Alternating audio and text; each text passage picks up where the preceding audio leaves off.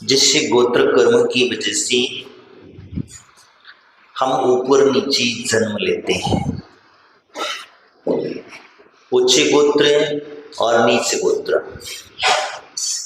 ये गोत्र कर्म का ही विशेषता है और ये मनुष्य पर्याय में ही इसकी उदयता और मनुष्य पर्याय में ही ज्यादातर इसको देखा जाता है। बाकी की गतियों में उच्च नीच गोत्र का कोई विशेषता नहीं है।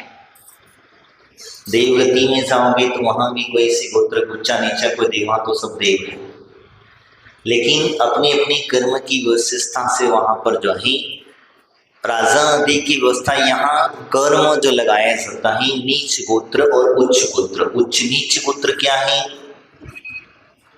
नीच गोत्र जो आपका जो वर्ण है, आपका जो गोत्र है, उस गोत्र से नीचे वाले गोत्र में चला जाना नीचे गोत्र का कारक बनता है। अब कई बार ऐसा होता है कि ये बात ध्यान रखना कि हम लोग कर्म नीच गोत्र में व्यक्ति जाता क्यों है और कैसे जाता है। तो कहते हैं कि हम लोग जो पर की निंदा करते हैं, मैंने कल पक्षों की कई बीच में चर्चा निकली थी, पर की निंदा करते हैं और पर की निंदा की वसीभूत होकर के जीव चाहे नीच गोत्र को प्राप्त होता है। पर निंदा में सामान्यता से भी अगर आप किसी व्यक्ति की निंदा करते हैं, उसकी गुणों की प्रशंसा नहीं, उसके गुण आपको देखे नहीं जाते हैं। कभी कभी होता ही है कि कोई अगर गुणवान व्यक्ति है और वो गुणवान व्यक्ति कहीं उसकी कोई प्रशंसा कर दे, तुम्हारे सामने किसी व्यक्ति की प्रशंसा कर दे तो प्रशंसा सब कर देता है, तो ध्यान रखना तुम्हारे अंदर से आग लगना चालू। अरे हमें पता है कितने प्रशंसा कर रहे हो तुम उसकी, हमें पता है वो क्या करता है, कैसे करता है, यानी कि तुमको सामने वाले व्यक्ति के गुण अनुवाद जो है सहन नहीं हुआ, और जब सहन नहीं हुआ तो तुम्हारे मुंह में जो आया वो बकना प्रारंभ, तुम्हारे मुख में जो आया जैसा आया वैसा हमने बोलना चालू कर दिया। तुम्हारे अंदर से भाव जो है वो कलुषित होते चले जाते हैं। यही कारण होता है नीच गोत्र बंध करने का। और जब नीच गोत्र में जाता है तो नीच गोत्र का जब बंद करता है तो कर्म की हानि। ध्यान रखना, कर्म बंधे हीन कर्म बांध लिए उसने, मैं जो कह रहा हूं समझ लेना, उसने हीन कर्म बांध लिए हैं और हीन वंश में जाकर के जन्म लेगा। समझ में आया? हीन कर्म बांध लिए हैं, हीन कर्म में जाकर के वंश में जाकर के जन्म लेगा और उस व्यक्ति के हमेशा हीन भाव ही रहेंगे और हीन कोई में ही जन्म हुआ है। ये नीच गोत्र वाले व्यक्ति की पहचान है। तुम मत ये सोचना कि हम तो उच्च कुल में जन्म ले।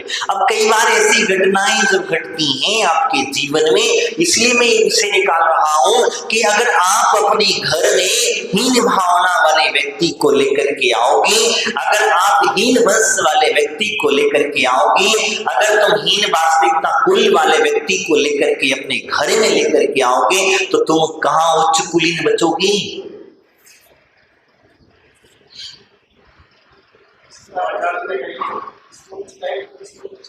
मैं बता रहा हूं, वही विषय बता रहा हूं।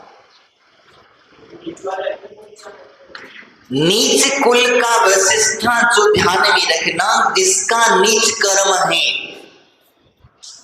कर्म समझ लेना। मैं एक आपको उदाहरण बताता हूं। एक बार एक व्यक्ति मछली पकड़ने वाला व्यक्ति था और मछली पकड़ने वाले व्यक्ति को किसी बड़े व्यक्ति की दया आ गई उस पर। क्या आ गई? दया उत्पन्न हो गई। अब दया उत्पन्न हुई तो ऐसी हुई कि उसने सोचा बेचारा मछली पकड़ के कितना कमाता है, 10-20 रुपए, 20 रुपए, 50 रुपए, जैसे जैसे जैसे कितनी जीव इंसान होती है, उसने इस प्रकार के भाव रखे। तो उसने कहा चलो तुम आज से मछली पकड़ना बंद करो। क्या करो? मछली पकड़ना बंद करो, मैं तुम्हें इससे भी कई अच्छा गुना कार्य देता हूं, मेरे साथ में सिटी में, शहर में चलो। उसे ले गया तो वो कहा, जो व्यक्ति पानी, गंदे तालाब में, गंदे पानी में रहने वाला इंसान, गर्मी में पसीना टपक रहा है, अब उसको तुम एसी में ले जाके बिठा दो, क्या होगा? हाँ, एसी में रहने लग जाए, उसे जाकर के उसने बड़े ऑफिस में जाकर ले जाकर के उसे एक चपरासी की नौकरी दे दी और अच्छी खासी तनख्वाह उसको मिल जाएगी। तो उसने कहा चलो कम से कम वहां से तो बेचारा दया भाव से उसने कह दिया।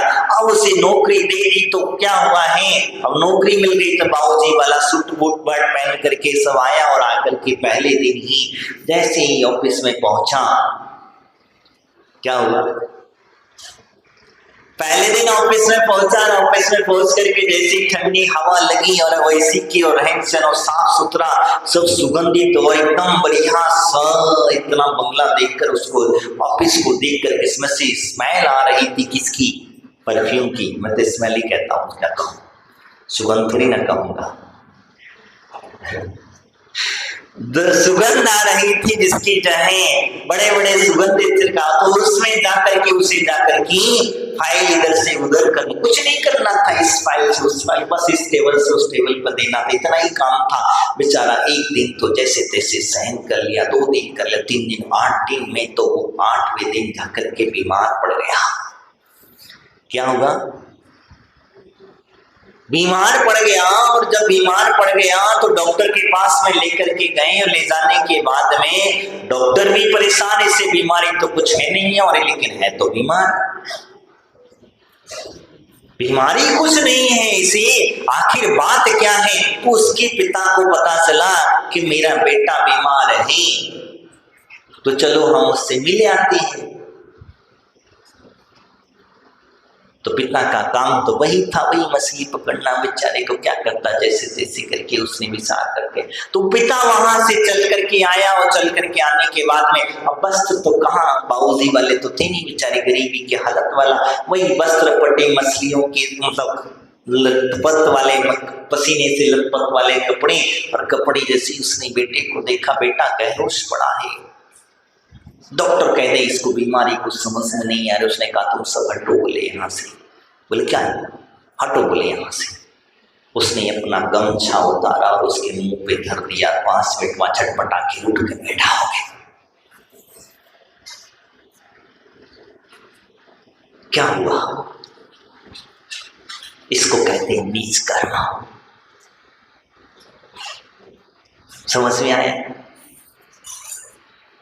कि जो व्यक्ति जैसा कर्म करता है उसके भाव भी वैसे, कितनी भी ऊंचाई वाले पर पहुंचा देना। आप में कैसी वैसे, कई बार मैंने बीच में कहा था कि बंदर बैठा है हाथी पर, बीच में भी कहा था, पुरुष कह देता बंदर बैठा है हाथी पे तो क्या होगा, राजा थोड़ी ना बन जाएगा।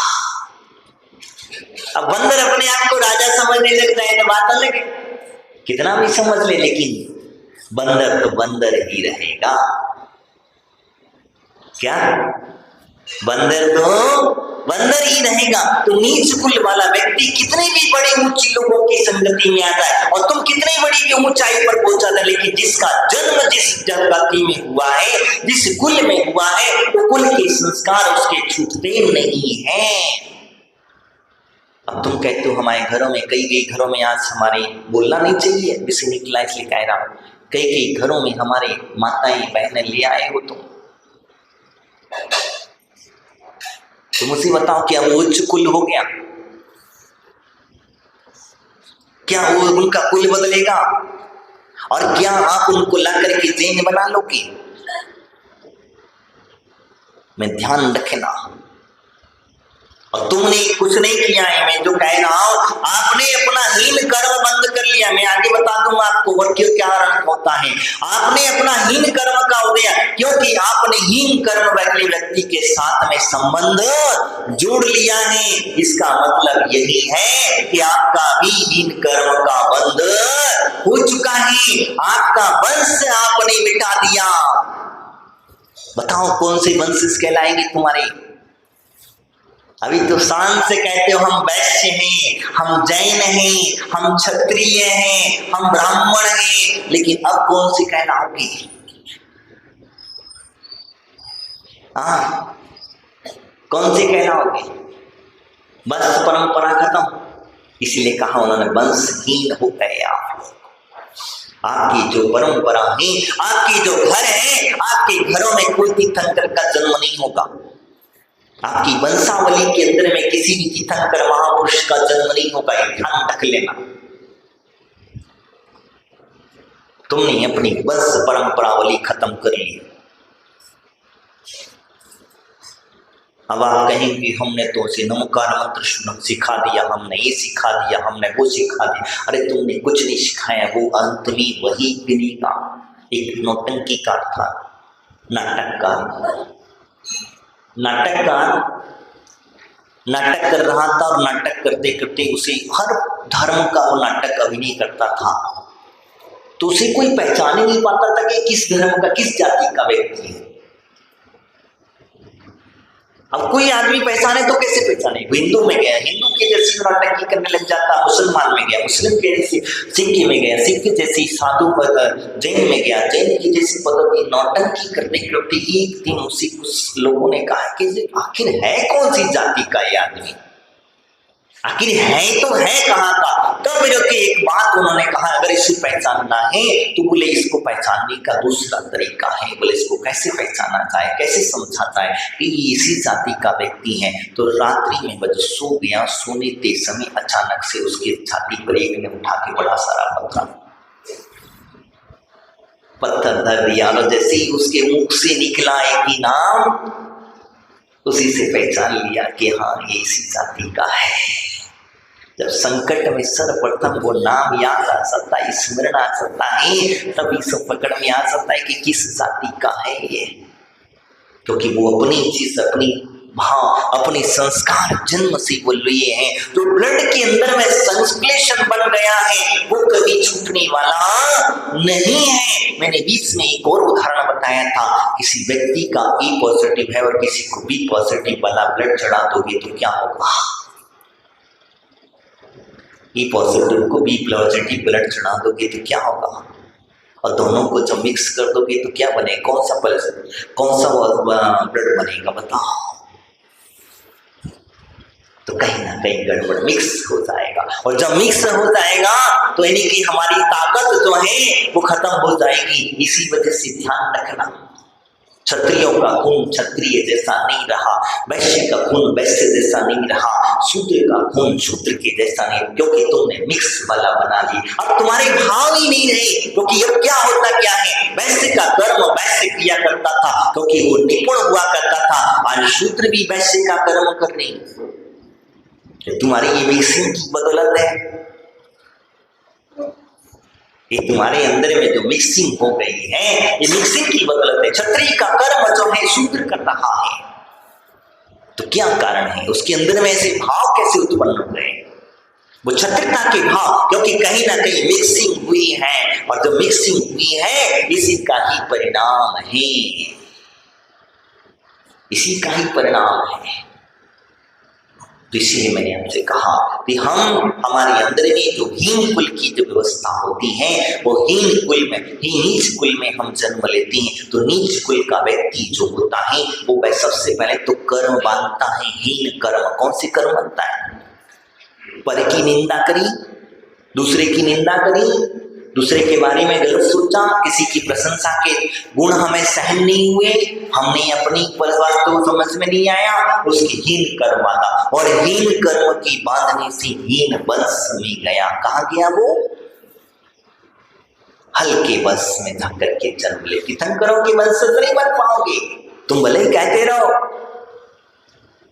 तुमने क्योंकि अपनी वंशावली खराब कर ली। तो इसकी ये कहा सकता है हीन वंश के भाव बने, इसीलिए हीन भाव के लिए और हीन कुल में आकर के जन्म नीच पुत्र का वध होता है। ये होता क्या है? पर निंदा पद झूठे मद के नाश होकर के यश की चाह रख करके नीच कुल गोत्र में जन्म लेता है। यह है नीच पुत्र का कारक। इसीलिए आचार्य उमा स्वामी तत्वा सूत्र के अंदर में एक शब्द सूत्र हम लोगों को दिया है, पर निंदा नीच गोत्रम पर प्रशंसा उच्च गोत्र का कारण कहा। क्यों कहा उन्होंने? पर की निंदा करोगे तो नीच गोत्र के कारण बनोगे, और पर की प्रशंसा करोगे तो उच्च गोत्र के। आत्मनिंदा, आत्मा की निंदा करोगे तो उच्च गोत्र के कारण बनोगे। सही ध्यान रखना।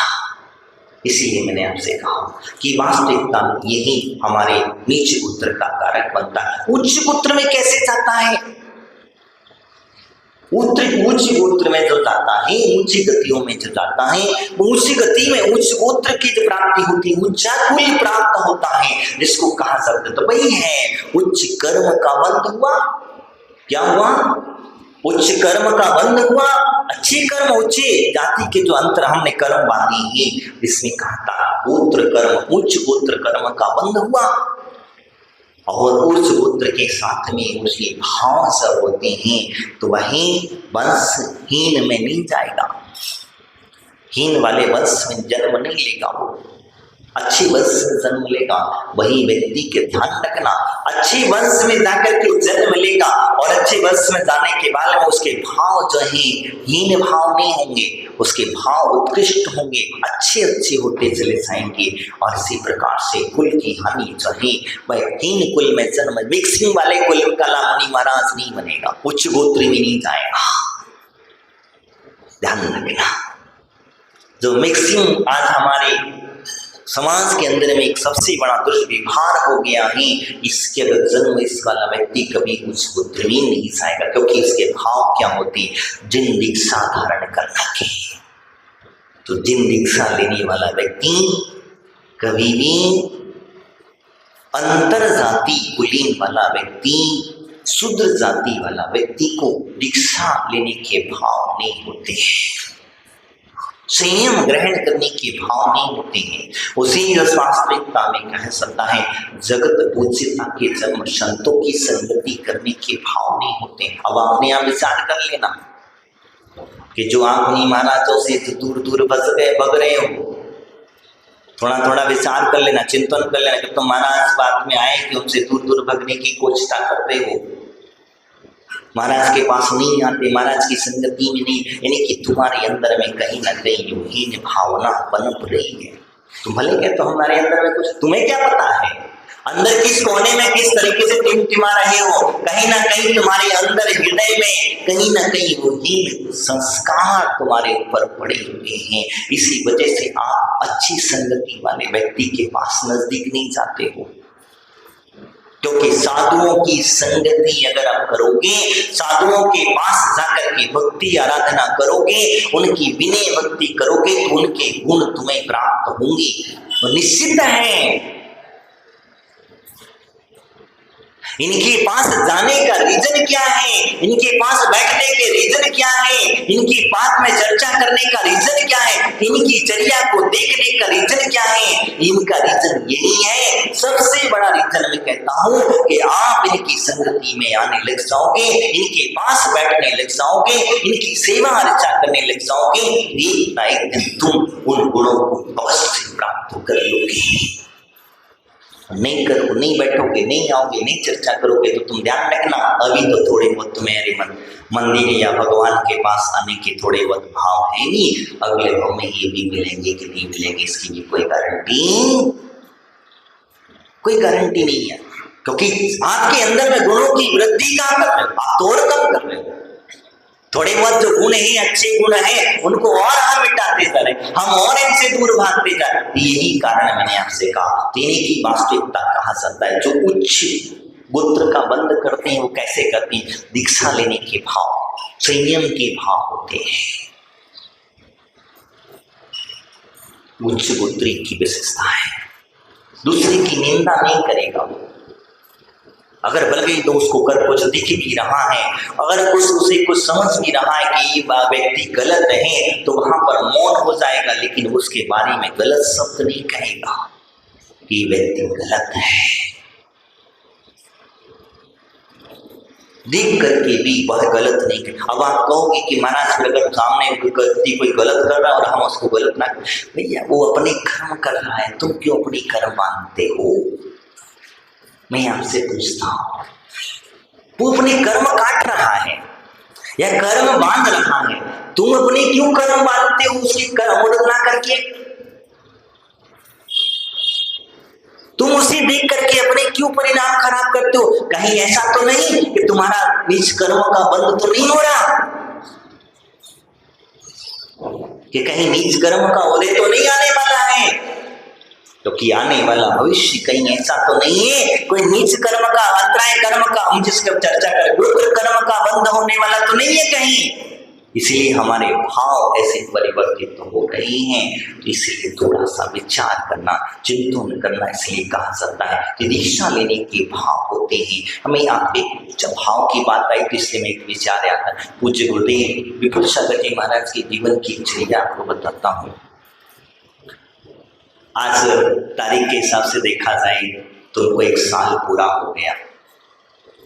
3 तारीख के हिसाब से 1 जून को उनकी समाधि हुई थी।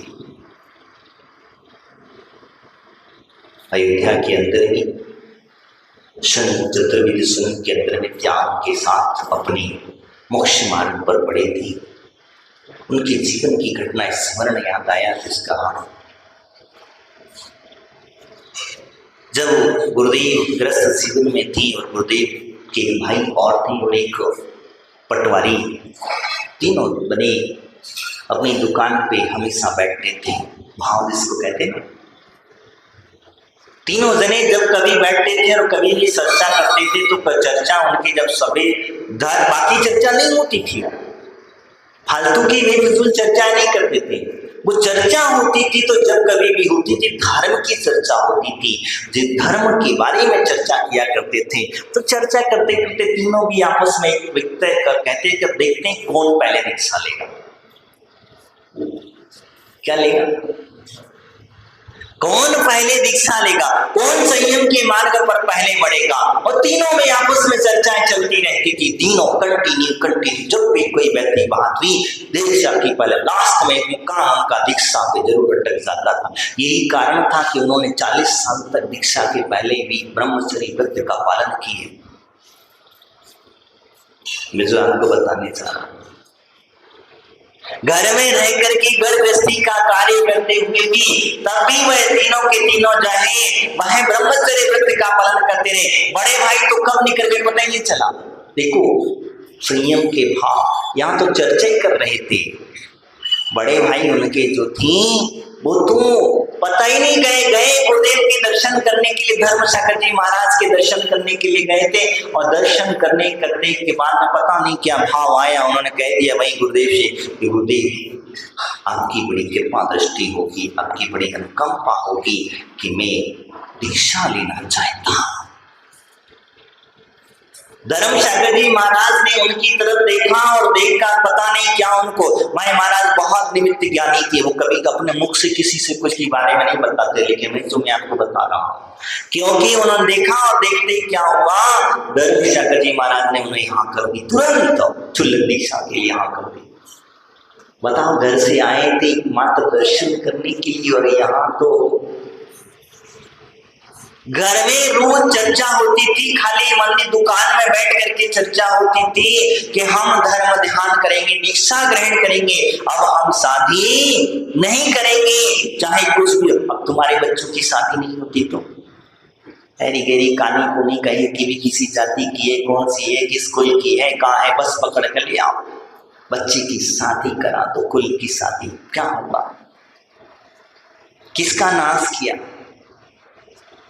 माता पिता दोनों के पता है जन्म से ही मर गए थे,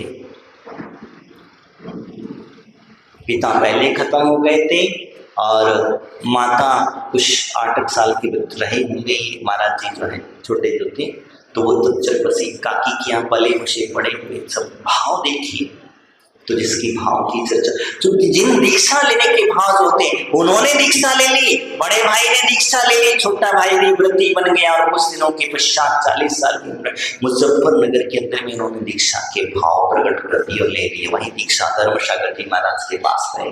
तो कहने का तात्पर्य मेरा वही है, तो ये जो भाव होते हैं वो कोई ना कोई उच्च कुल वाले व्यक्ति के भाव होते हैं, नीच कुल में जाने वाले व्यक्ति के भाव नहीं होते। तो नीच कुल में जन्म लेने वाले व्यक्ति के कभी भाव नहीं होते इस प्रकार के।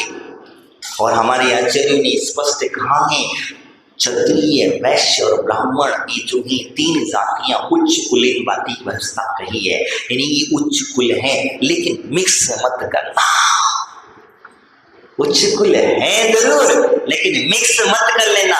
मिक्स कर लोगे तो फिर गड़बड़ काम हो जाए। आजकल जमाना मिक्स का है, पता नहीं किस में से क्या बना देते हैं।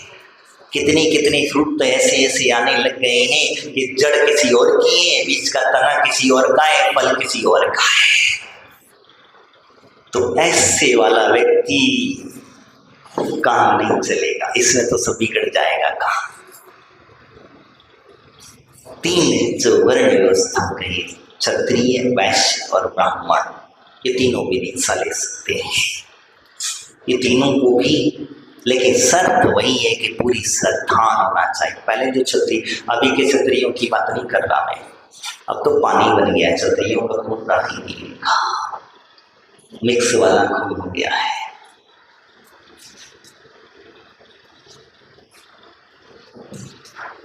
तो कहने का तात्पर्य मेरा वही है, तो जो दीक्षा है, जिन दीक्षा ग्रहण कर लेती थी, क्योंकि इसी वजह से हमारे जितने भी तीर्थंकर हैं सारे क्षत्रिय हैं।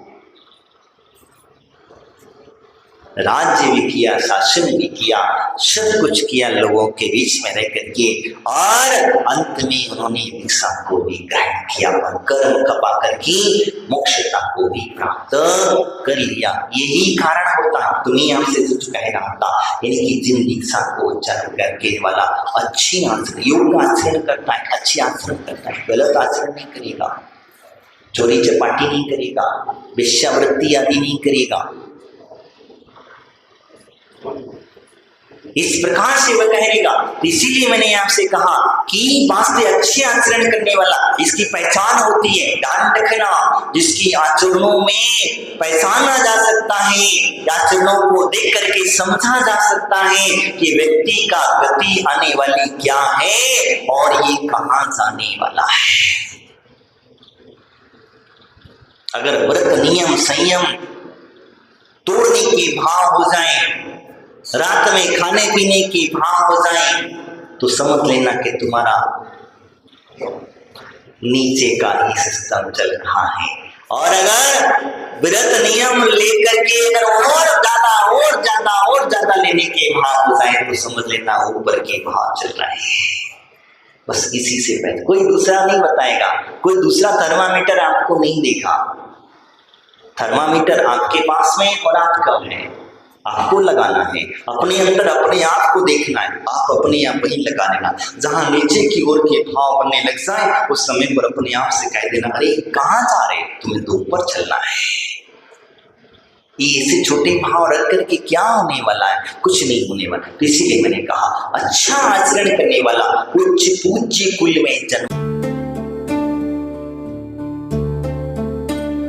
क्या कभी अंबर से सूर्य बिछड़ता है, क्या कभी बिन बाती दीपक जलता है, क्या कभी अंबर से सूर्य बिछड़ता है, क्या कभी बिन बाती दीपक जलता है।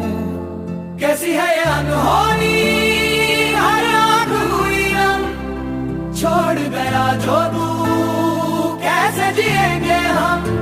तू ही किनारा, तू ही सहारा, तू जग सारा, तू ही हमारा सूरज, तू ही तारा। जय जयकारा, जय जयकारा स्वामी देव।